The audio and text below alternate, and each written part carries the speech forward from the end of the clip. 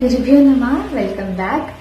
So now I'm going to sharing with you guys. It's all about Asamyukta Hastas or Asamyukta Hastas.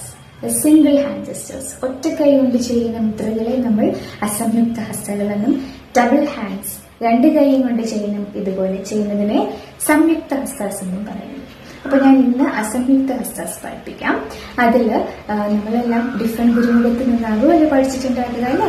അപ്പൊ അതിന്റെ details ആയിട്ട് total അതിന്റെ order ഒക്കെ വ്യത്യാസം ഉണ്ടാകും. എനിവേ നമുക്ക് ഞാൻ 28 അസംയുക്ത ഹസ്തകൾ ശ്ലോക രൂപത്തിലും 31 അസംയുക്ത ഹസ്തകൾ അതിന്റെ നമ്പറായിട്ട് അതിന്റെ പേരായിട്ടും പറഞ്ഞു തരാം.